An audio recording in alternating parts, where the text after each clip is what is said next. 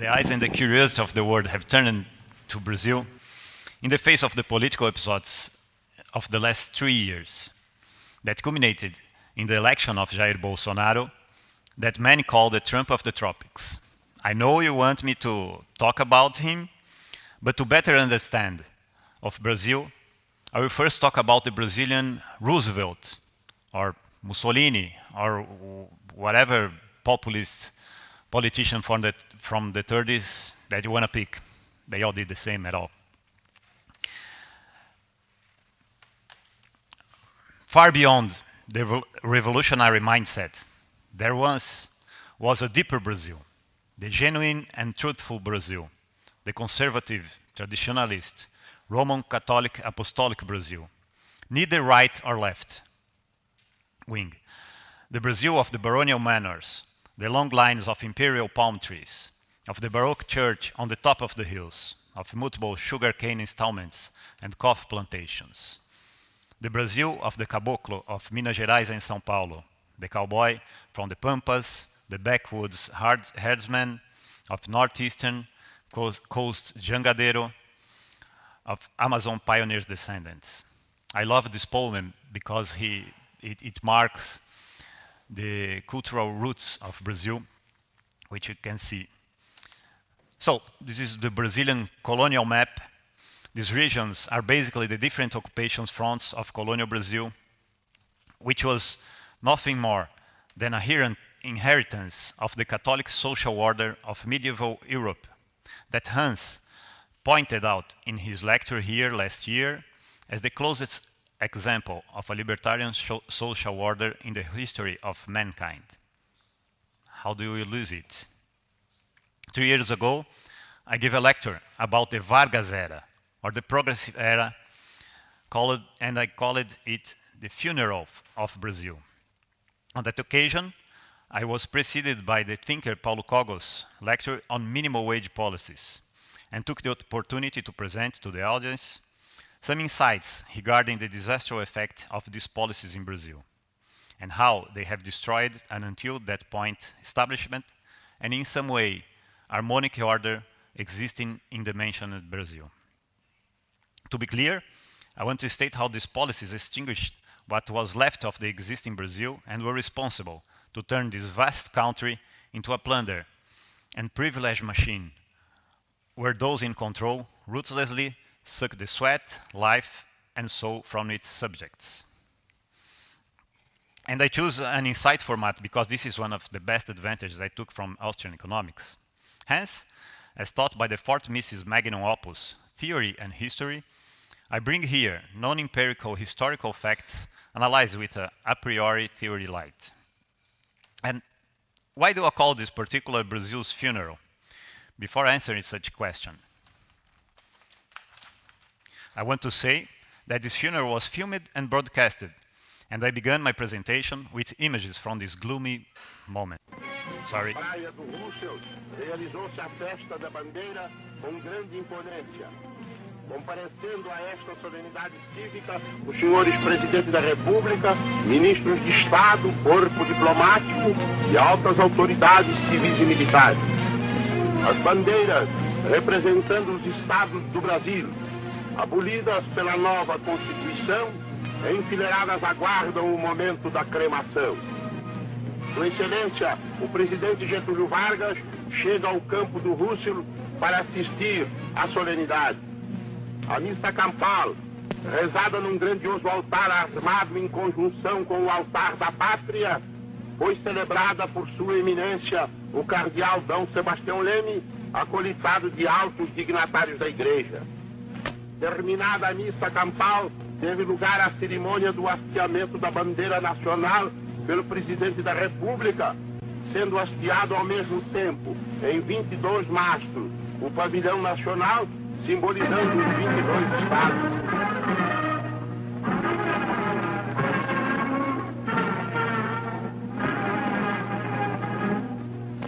Em uma tira é feita a cremação das bandeiras estaduais.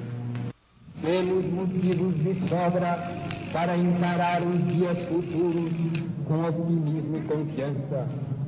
Atravessamos períodos difíceis no passado com as forças dispersas e malbaratadas, as rivalidades regionais e as instituições inadequadas fomentavam a desorganização política e administrativa.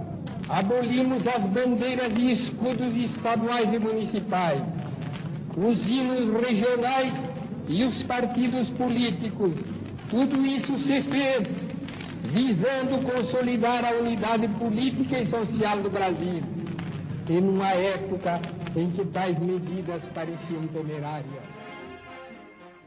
As you can see, it's a elevation of the national flag against all the regional identities that we previously had in Brazil. 30. This ceremony was 32 or 33, the end of 32 and or beginning of 33, because I didn't mention in my previous speech, but there is a separatist war in Brazil where the richest state, São Paulo, tried to be independent of the Union. And Vargas won this war. The national unity won this war against São Paulo and did this to smash all regional identities in Brazil. So the Vargas era is generally known as the period from the 30 to 45, but it actually lasts until today, and beginning could be placed even further before, with the beginning of the Republic in 1989.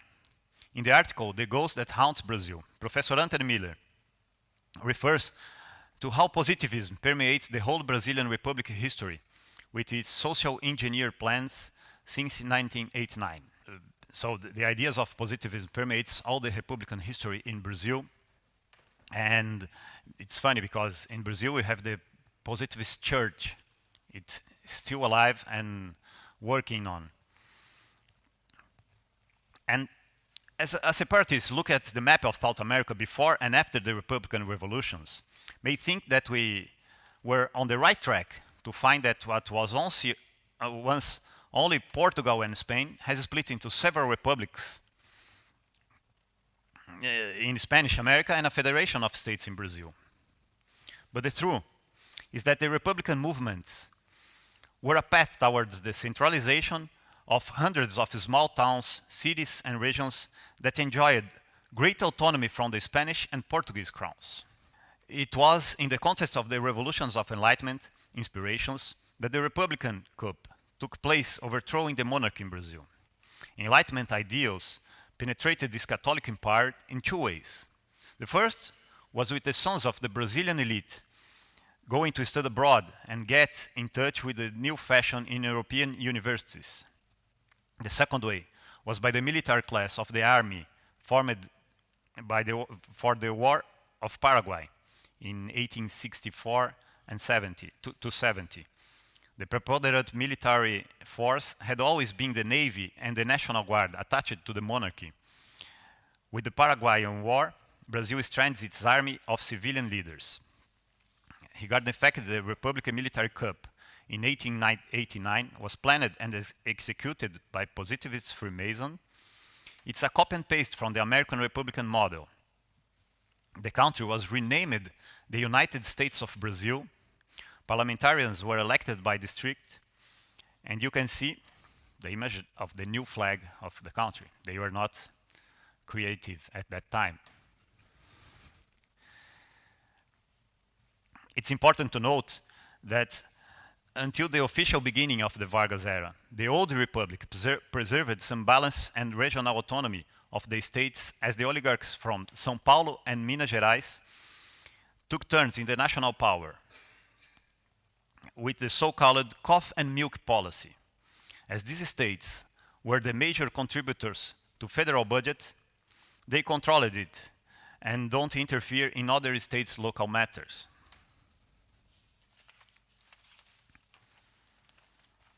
So the state's autonomy prevailed in the old republic, but not as it was in the colonial or imperial Brazil, when in various moments there were local coinage,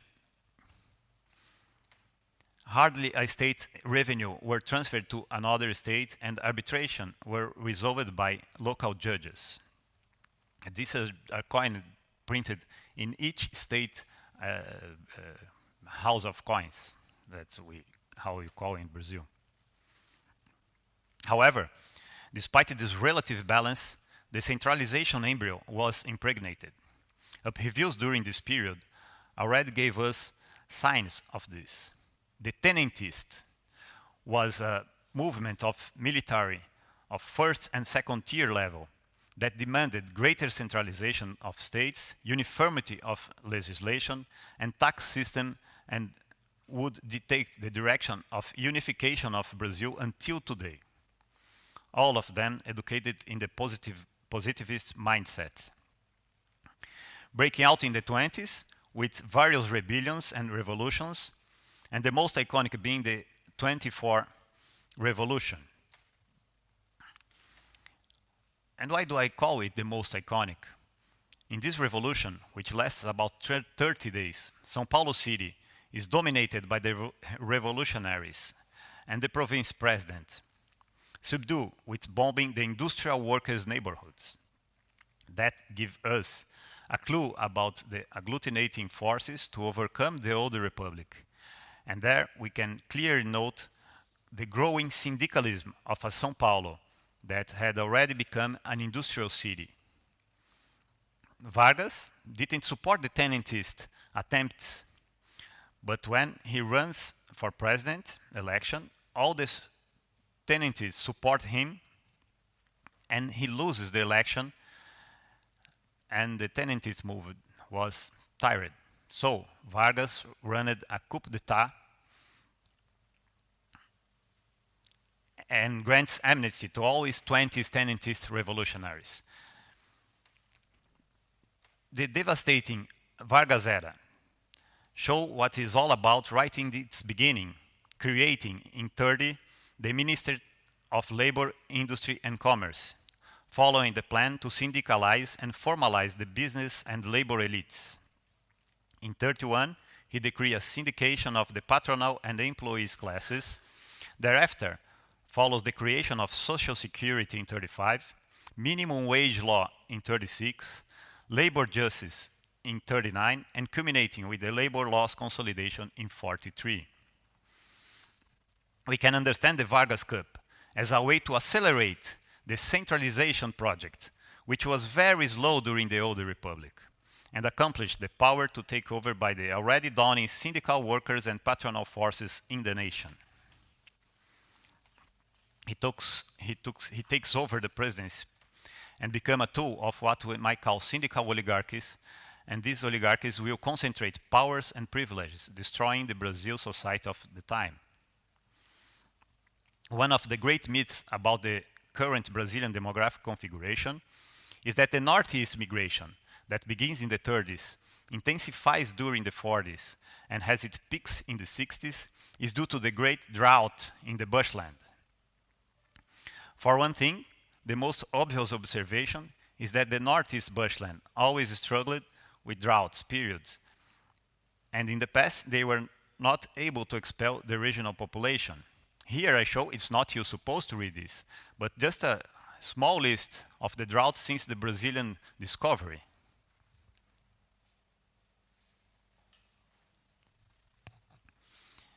Without appealing to advanced praxeological knowledge, anyone can suspect the coincidence of this migration taking place at the same time the labor laws were being imposed and strengthened.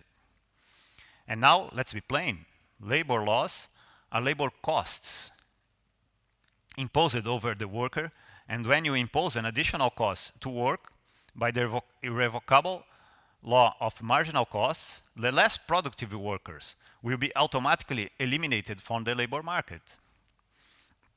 The costs imposed to work by Vargas only aimed to protect the powerful Southeast syndicates from competition with cheaper works from Northeast. We can notice that in marginal cost displacements, everybody goes one step below. So the more productive workers replaces the second more productive worker, and so on. Hence, the less productive ones were crushed by these costs. Another argument that is not valid is that Vargas was responsible for the Brazilian industrialization. This is part of the state propaganda clouding the truth to this very day.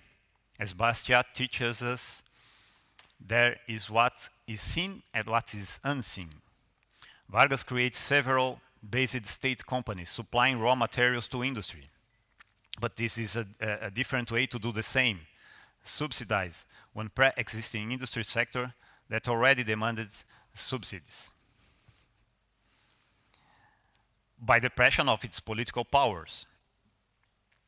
Previously, in its market-driven industrialization, the homogeneous growth occurred all over the country, and there was a growing capital market with significant stock exchanges in many states of Brazil that fostered this economic development. Therefore, following the global trend of this time, Vargas steered the economy to the business and trade syndicates friends of the state. It's fascism, the 20th century winner ideology being implemented in Brazil too. The social consequences from this power and wealthy concentrator system couldn't be more harmful. I have begun mentioning migration and I will stick to it. The first visible source of the total destruction of the urban scenario in Brazilian cities. Brazilian cities were colonial perils that underwent totally disfiguration from 30s and more accentually from 50s. On one hand, São Paulo and Rio de Janeiro, hitherto cities harmoniously European with its tropical charm, received a disproportional amount of immigrants or migrants coming in a fully disorderly way, creating concentrations of misery. The Northeast capital cities also received contingents for which they were not ready and could not ever be. The Brazilian city's chaotic urbanization is the first visible strike of this complete derangement caused by labor marginal costs imposed by Vargas.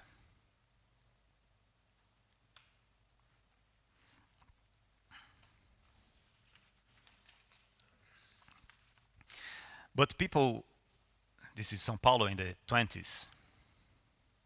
This is São Paulo nowadays. But that is the best part. That's São Paulo and Rio. But people doesn't migrate without a course and information transmitted by the market. The concentration wasn't only of people, but also investments. The South and Southwest patronal oligarchy also benefited from the syndicalism and the attained subvention, whether in the form of raw material industries or nationalist protectionism. So in the South-Southwest states, we have an investment hypertrophy, while in the Northeast states, we have an anemia. And this became the rule for the next decades to this day. A city conurbation with 21 million inhabitants is an abomination from whatever point of view. We can see similar cities in China, India, which are examples of how not to do urbanism. The public and the private investments concentrate in the Southwest because major investments cannot appeal to unofficial labor. Thus, they had to be wherever there was the workforce that compensate the costs, and the Brazilian industrial park that could be evenly spread all over the country ended concentrated in the great São Paulo and Rio de Janeiro. I used to say that we could have Chinese growth rates in the Brazilian Northwest from the 30s and the 50s, taking advantage of the workforce low costs. The investments could be spread by a natural market process, searching for lower costs. If you ever had a Northwest drought, it was of investments and jobs, not rain and water. However, beyond the scope of this development, instead of taking advantage of such conditions to grow, the less productive came to South, occupying unproductive jobs like condo doorman, and housemaid. Entire generations had, and still have, their productive lives wasted in ludicrously banal tasks such as remove dust, making beds, or open doors and receive the mail, to a middle class that mimics the lifestyle reserved only for the richest. Brazil is one of the few countries where these professions are massive to the point of alter the residence's architecture with maid bedrooms and sentry houses.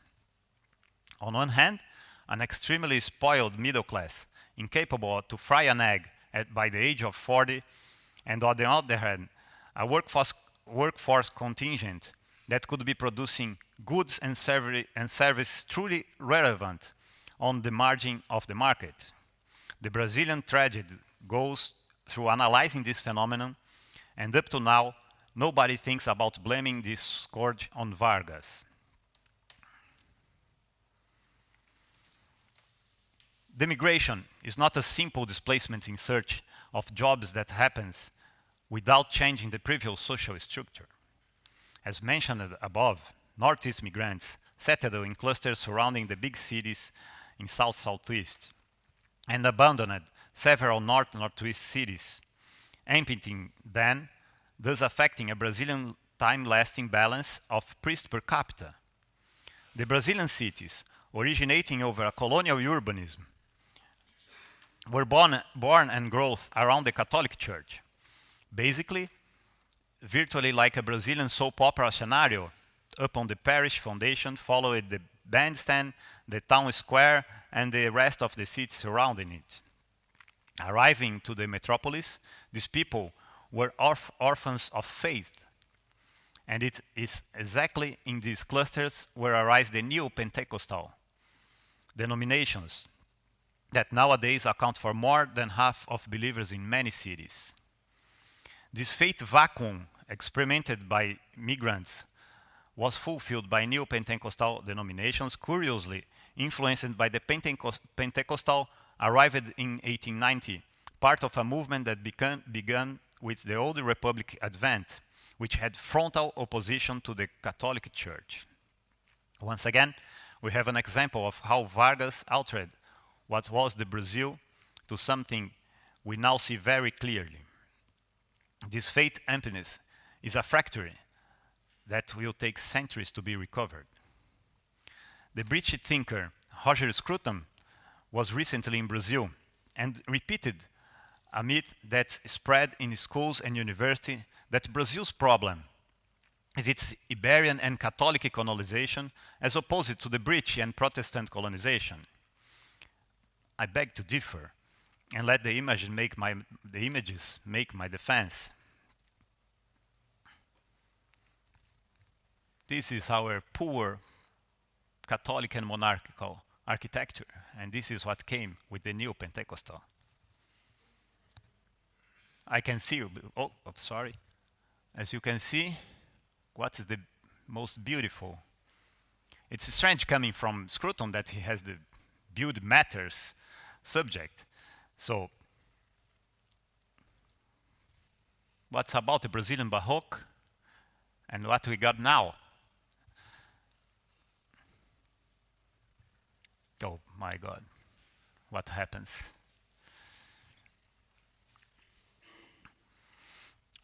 A virtually ignored effect from this Catholic Church decay in Brazil is the freak show that Brazilian first names had become. By losing the Catholic benchmark and with the family ties dismantled, reference turned out to be, on the one hand, the new influence from the showbiz TV culture, the foreignism, the celebrities, and on the other hand, the Old Testament. The saints' names have disappeared in the Brazil scenario. So it's the funniest thing that it's not right like it's spelled. It's like you hear it. So the mother puts the name of Diane like that because it's how you say it, not how you write it. Michael Davison, that football player, I don't know if you could get this. Hollywood means Hollywood. So we have 130,000 different first names in Brazil.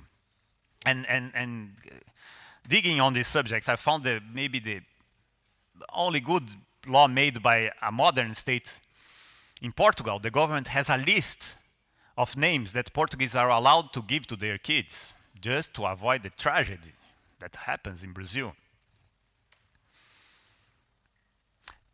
I did my homework on democracy, the God that failed, where Hope highlights a detail that should not remain unnoted to closer observers. The names of the triumphant parties from the democratic era, or the progressive era. Here, as in the rest of the world, we can note this phenomenon, which itself can say a lot. Everything I might say. In the brochure I put on the table to you, you can see after the 30s how the parties' names have switched, and you always will have a D or S in this party's name because it's social, democratic, and previous only Republican Party, and previous the Republican is conservative, liberal, and there is a different name like agitated liberal. It was actually a party name in the imperial time. Note that the Vargas party's name, it's like a vortex had swept it away the whole past. The shift was so abrupt that none from the old republic prominent figure managed to return to political scene with some significance after the 30s, or after 45 with the Vargas fall. The entire national politics was renewed now with a new establishment in charge. The remaining aristocracy and many members from the old republic were part of a genuine aristocracy. Elite was replaced by a syndical oligarchy founded on the military roots of positivism. As I mentioned, the Vargas era goes far beyond his personal tenure. It was no overstating to say that it extends to this very day. Not only a state model, but having the same syndical, labor or patronal oligarchy. Even with government falls and the 64 military government, we can notice that on the national politics is a continuity since the 30s. The entire Brazilian political establishment is a product and a byproduct follower of the Vargas era. This is the motto that endures and prevails until today, the motto from the victorious ideology of the 20th century. Our Italian fellows can say it better. Everything in the state, nothing outside the state. It's Mussolini's quote. It's not good to our libertarian health, mental health, to repeat it because it states so many times in this simple quote. But how all of this was achievable? How to crush the poorest and the productivity class, to concentrate power in hands of an oligarchy, to whip off the map the ancient regime, and to keep the power of this establishment for decades up to now.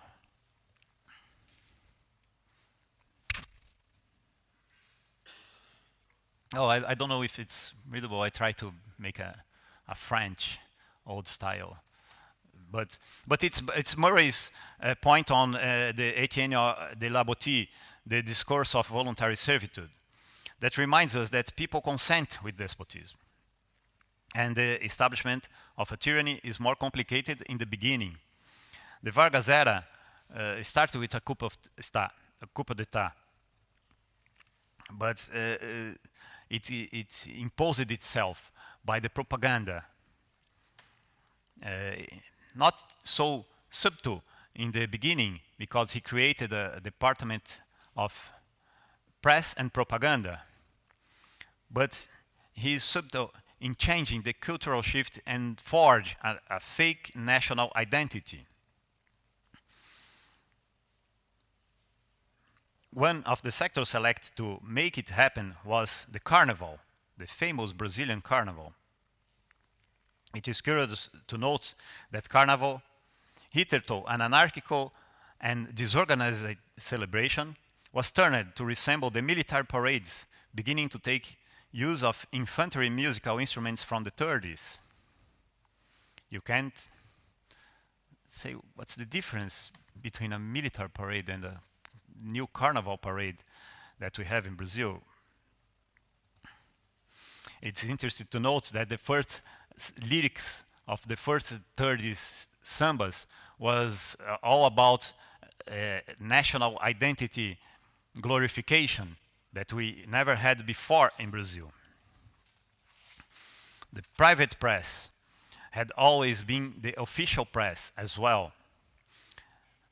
We had his Vargas connection with the first radio and television, and following the decade of this first friend, Assis Chateaubriand, the global organization already in the 1960s took this place. This is the principal newspaper in Brazil. As you can see, the motto of the newspaper is a newspaper at the service of Brazil, not for a service of the reader, as we suppose to imagine. The whole media, establishment media, is about this centralization propaganda. It's easy to say to know how he did it. This is also a list that you are not supposed to read. These are the politicians that owns radio and TV broadcasting in Brazil. It's big. It's really big. It's not just a coincidence that the Brazil richest family would be the Marinho's global network owner. In a recent Forbes list, they are ranked with something around $30 billion wealth. Is this machine that sustains and keeps with tons of propaganda a completely artificial national identity that binds an even more artificial array of national unity. I show here an actor that made a film in the 70s that he went all over Brazil. And look, let's take a look about his opinion. Oh, no. Você acha que é possível fazer um programa para crianças numa televisão aberta de alfabetização? Seja louco. Eu quando fiz Bebé Brasil, eu tinha a impressão de que o Brasil ia se dividir em 5 países. O meu sentimento era de que o Brasil não resistiria muito tempo junto. Nós seríamos 5 países, cada um com seu presidente, sua Câmara de Deputados e Senadores, etc., porque o Brasil era muito distinto, era muito separado. O Brasil do Amazonas era um Brasil até oposto ao Brasil do Rio Grande do Sul. Passados uns 15, 20 anos, eu voltei a essas regiões e percebi que o Brasil ia continuar, pelo menos por algum tempo, junto. E que a gente devia isso à televisão. A televisão brasileira, entre outras coisas, é claro, ajudou a integração do país, integrou o Brasil. Hoje, eu acabei de vir do Acre, o Acre é tão Brasil quanto o Rio Grande do Sul. Mas a televisão integrou o Brasil para o pior e para o melhor. Integrou o Brasil para aquilo que de pior se pode oferecer e de melhor se pode oferecer. Evidentemente, o de pior ganha. O de pior ganha, que é a coisa da maçã podre no cesto. O de pior ganha. Então, acho difícil, nesse momento, que a gente possa realizar, a curtíssimo prazo, a médio prazo, um programa inteligente que corrompa a desinteligência instituída em geral. Acho difícil, mas acho que é necessário. Acho que... So you can see that only we here, at least myself, I had to study a lot to understand that. And the actors, they can feel it. That's the ability that only an actor can. We are all aware that we can take political opinions from actors. But it's not a political opinion, it's a perception that he had running the whole country, that it's attached only because of the television propaganda. The Brazilian before was different in your very regions. Finally, in one last insight, I submit an opposite view from the last presidential election. in the beginning of my presentation, I claimed that the regime sucks even the subject's souls. I meant that the map red side and as the Scottish side favoring the English domination maintenance wasn't the winner. They might have kept the allowance, and we can understand that they vote with their pockets. But did they really win? The dependence first thing that it kills is the subject's soul. Its pride, soul is vanished by electing their very tormentor that keep them in this dependency state. These people lost even their self-pride. The unification process is a domination imposed for the strongest against the weaker neighbor, just like the powerful syndicates eliminating the competition. All unification process can be seen as this. I put an Italian map that is the similar but inverted map of Brazil, where the powerful syndicates of the north wants to eliminate his very close competition, which are the southest, cheapest workers. The same thing happens in Brazil. But the Milano, Torino, the cities from Italy, and I suppose the German also, the German unification also has the same process. These cities in Europe were lucky because when this process occurred in Europe, the losers of this process had America to flee. So the immigration was all about that. The losers came to America. The Northeast people from Brazil, they had not the same lucky. There is not other continent to go. So that's why you have completely lunatic cities or urbanism in São Paulo and Rio. These people came to cluster in the south cities. And now we reach the 30 years of election in Brazil, and you can see how it's going to separating the country even more each election, the red side and the blue side. The Northeast are the winner of the last election till the last one with Bolsonaro. There is no coincidence when I put the colonial map and the actual electoral map now. The great São Paulo in the colonial era was the productive part of Brazil, the richest one. And the Northeast stayed with the left because the left give them the pensions.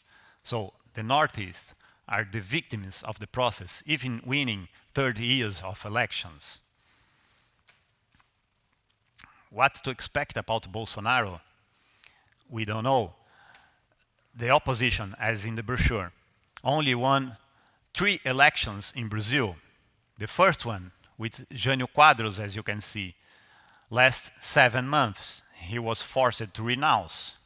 The second one with Collor, Fernando Collor de Mello, last 2 years. He was impeached. And now we had the third victory of an opposition candidate in Brazil with Bolsonaro. That is an interrogation point at the end, because we don't know if the establishment will let him do what he has to do. So far, he is doing what the previous oppositions did. He is doing basic economics housewife would do in its house when it's going bad. He's cutting the spending, trying to make a surplus of the government, and privatizing company to reduce the debt. So far, so good. But I would like to think that it's because I start a Mises Institute 10 years ago, and we had an influence, and Brazil will become a libertarian paradise. But actually, I'm sure that 30 years of left-wing spend government creates much more libertarian than a Hope book or anything that we can do. So the Brazilian right way of economics is just a matter of need. It doesn't have any other option. And it is a clue, because will the Congress or the establishment let Bolsonaro do what he has to do? We don't know. I let it to the future, and thank you very much.